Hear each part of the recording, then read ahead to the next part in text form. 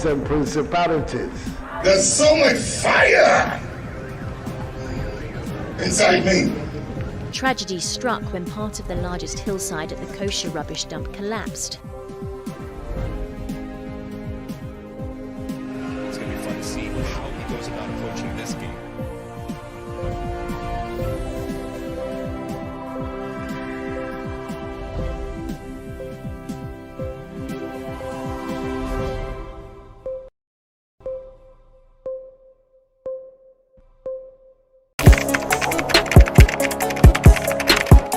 We table issues relating to the arts and entertainment for a riveting discussion, of course, without fear nor favor. The question the presenter asked them was a dumb question. You need to speak the part and move. Varied views. We agree to disagree. So I would disagree with everything you said. I think that he's a smart guy. I think what he did. No, but I also said he's a smart guy. Yeah. I guess that I'm waiting for the what next. Yeah, I don't think that we have to wait for what next. It sometimes gets confrontational, but that's the beauty of the game. Today you're denying funny face. It's not my brother. Today you're denying funny face. I don't know him. You don't know funny face. It's not my brother. You don't know funny face. It's a package. We meet, we sit, we dialogue, we learn, we progress. My name is Benefo Huabin Abrantepa, a proud blogger, and this is my forum.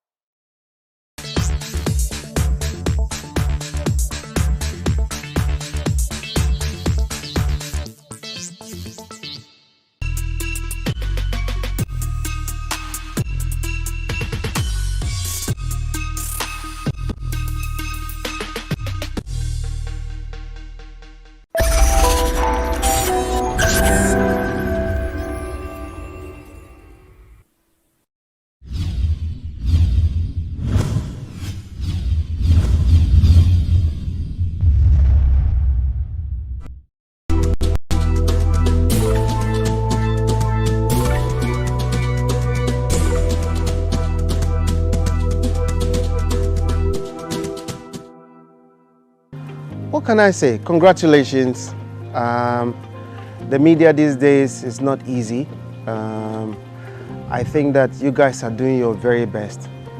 And when I look at the team of people who are doing this work, I can only congratulate you and hope that this team will maintain and move on to achieve much greater things. But congratulations, you're doing a good job.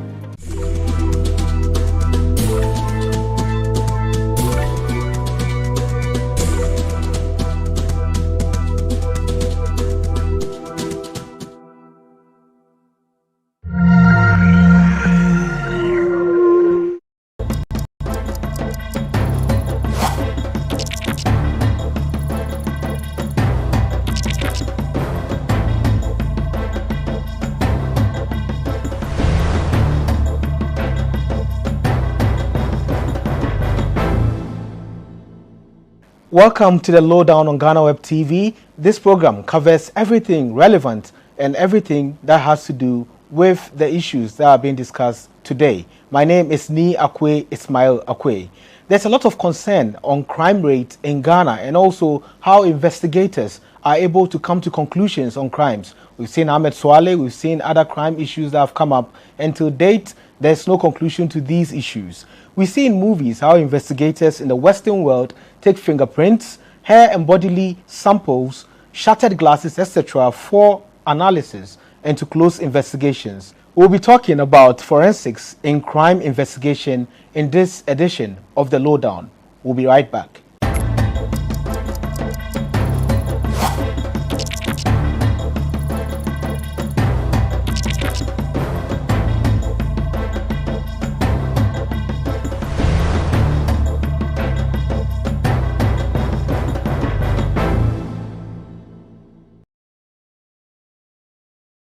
You are watching The Lowdown. My name is Ni Akwe Ismail Akwe. Our guest is a forensic scientist. She's a graduate from the University of Strathclyde in Scotland. Welcome to The Lowdown, Nana Adwoa Frema Fiakwi. Thank you for having me. So, forensic scientist, what is or how is that like? It's very interesting.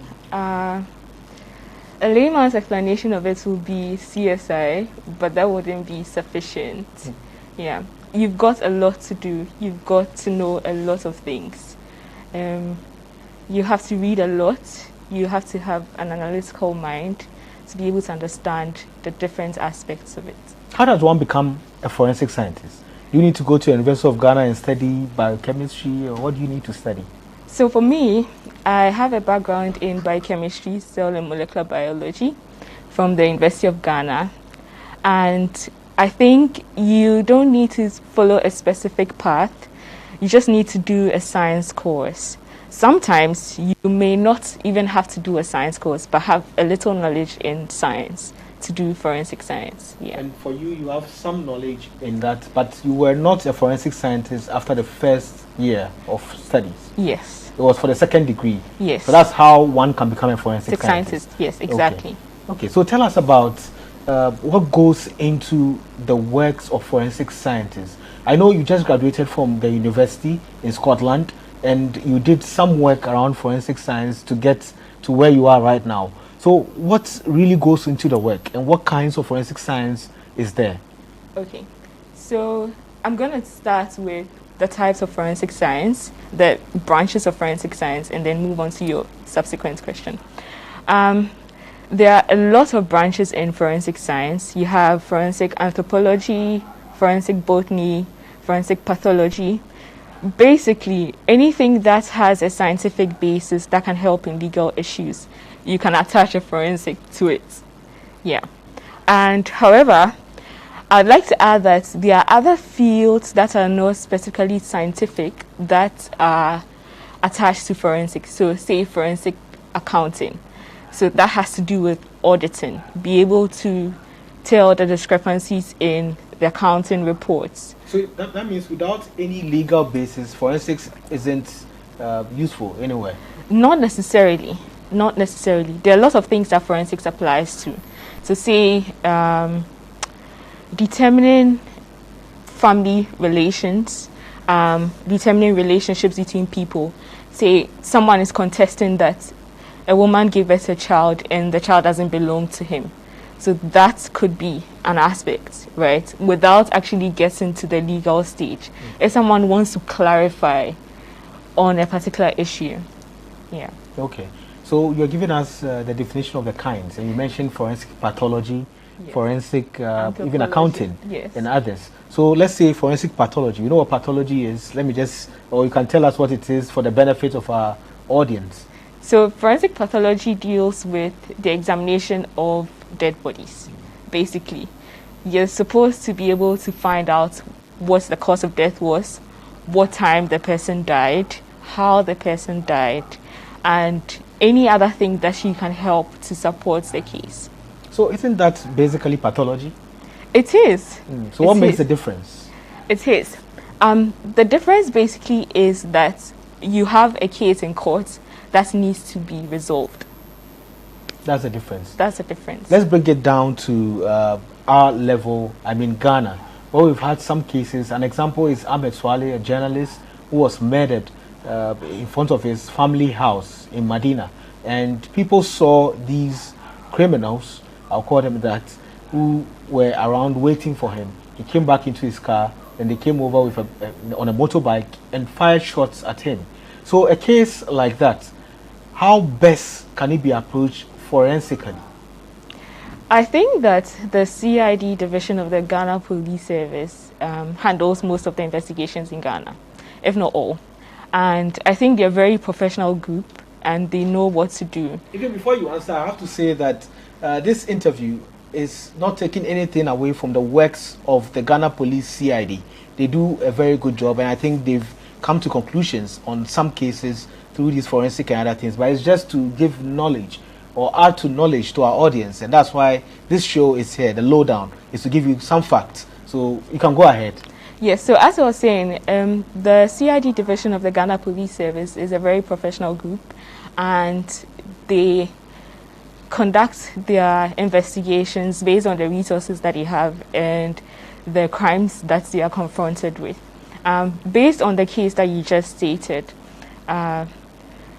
without mentioning specific details, I think that any forensic investigation has to have a strategy attached to it. So before the CID division actually tackles a case, they have to outline a certain strategy with which they're going to analyze the evidence that is collected from the crime scene, which would help with further investigation. Okay, so first you go in with a strategy. Yes. Analyze the evidence that's Yes. at the crime scene. Yes. So let's say in areas where there's a lot of people and you are a forensic scientist, you've been called to the scene. Definitely the police will call you to the scene because you might be part of the team that works on the cases. So you are called to the scene. What's the first thing that's supposed to be done? The first thing I think that needs to be done is to try as much as possible to get people away from the scene to reduce the rate of contamination on the evidence. That's like fundamental, one of the things we need to do. Because once evidence is contaminated, it cannot be reversed. And so you need to preserve the integrity of the evidence at a crime scene. Then the scientists can proceed with collecting the evidence that they see that they need for their investigation. So what's the typical evidence in your own perspective at a crime scene where someone has been shot in their car and we have all the glass scattered and everything around there? What is evidence? What is supposed to be picked up? Okay, so for such an incident, you could be looking at bullets, you could be looking out for fingerprints, you could be looking out for footprints, if there are any, and this could be in cases where the area is muddy, so then you have a footprint that has been left by one of the culprits. So those are the kind of things you look out for. Okay, but in CSI, which I know you said forensics has nothing to do with CSI, or it does? It does, in a way. it does. Yes, it so does. we see people even taking, glass samples to see where exactly the first shot went through. They're able to take other things. Do you think that can be done in Ghana? Yes, I think that can be done in Ghana. Which machines will be needed to do such a thing?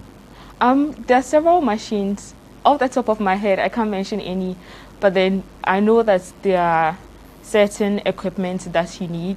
There are certain types of glass that you need to reconstruct scenes. So yeah. It's about site reconstruction. Yes. So it means you have to envisage and see how the scene was before the crime actually took place. Yes. To be able to identify who might have done what at the time. Exactly. Okay. So this is very interesting, and I'm sure our listeners, our viewers, would want some more on that. We'll be back in a few seconds, and we'll talk more about it after this break.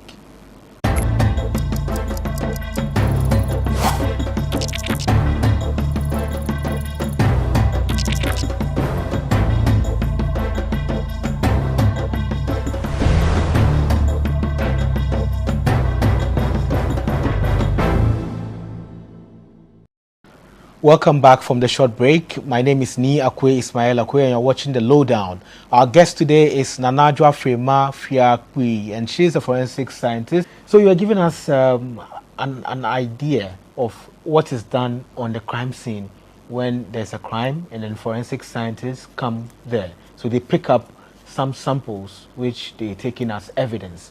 So you said they have to reconstruct the scene and then, or the crime, and then be able to know what they would have to pick up.